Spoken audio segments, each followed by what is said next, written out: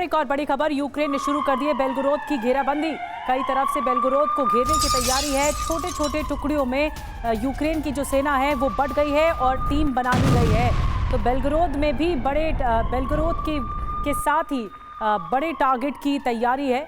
यहाँ पर घेराबंदी की जा रही, चौतरफा घेर लिया गया है।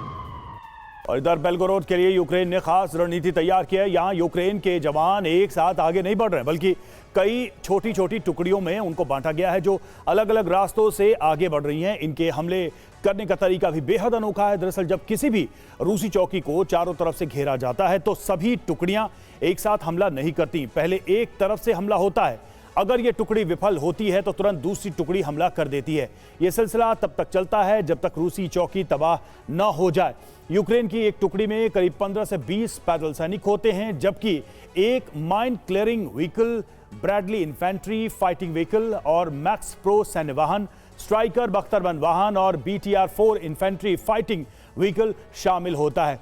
ये एक खास फॉर्मेशन में आगे बढ़ते हैं। इस फॉर्मेशन में सबसे आगे माइन क्लियरिंग व्हीकल रहता है जो जमीन में छिपी माइंस को तबाह करता है, जिसके बाद रास्ता साफ होने पर बाकी यूक्रेनी टुकड़ी भी आगे बढ़ती है। मनीष हमारे साथ जुड़े हुए हैं। मनीष, यूक्रेन लगभग ग्राउंड पर अगर देखा जाए तो हर वो तरीका इस्तेमाल कर रहा है जिससे यूक्रेन रूस को अधिकतम चोट पहुंचा सके ग्राउंड पर। ये फॉर्मेशन, ये टेक्निक वाकई में यूक्रेन को लाभकारी होगी तब जबकि यूक्रेन में सैनिकों की संख्या लगातार कम होती जा रही है। देखिए, यूक्रेन के मिलिट्री स्ट्रेटेजी को लेकर मुझे लगता है कि बाद के समय में इस बात की चर्चा होगी कि आखिर वो कौन से जनरल थे जो अलग अलग तरीके से फैसला लेते हैं और जिसका आखिर में नुकसान उन्हीं को होता है। फिर चाहे वो आप देखें बाखमुत में जो जंग हुई या फिर उसके बाद कुर्स्क में जब उन्होंने अटैक किया, तो कुर्स्क की स्ट्रेटेजी को लेकर यही कहा गया कि रूस ने एक ऐसा चक्रव्यूह बनाया जिसके अंदर वो आते गए और फिर बाद में रूस ने उसे चारों तरफ से घेर लिया और कमोबेश 80,000 से लेकर 1 लाख तक यूक्रेनी सैनिक वहां पर मारे गए। तो ये फायदे का सौदा तो कम से कम उनके लिए नहीं था।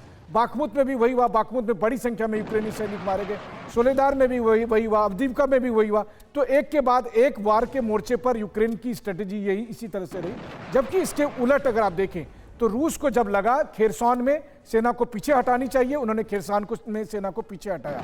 जब उन्हें लगा कि यूक्रेन के काउंटर ऑफेंसिव से बचाने के लिए एक मजबूत डिफेंस लाइन तैयार करनी चाहिए, उन्होंने की, जिसका फर्क ये पड़ा कि जेपोरेजिया के इलाके में फर्स्ट लाइन ऑफ डिफेंस भी यूक्रेन नहीं तोड़ पाया। तो मुझे लगता है दोनों की मिलिट्री स्ट्रेटजी बहुत अलग सी रही है, जो आने वाले दिनों में दूसरे देशों के लिए भी एक स्टडी मटेरियल रहेगा। जी।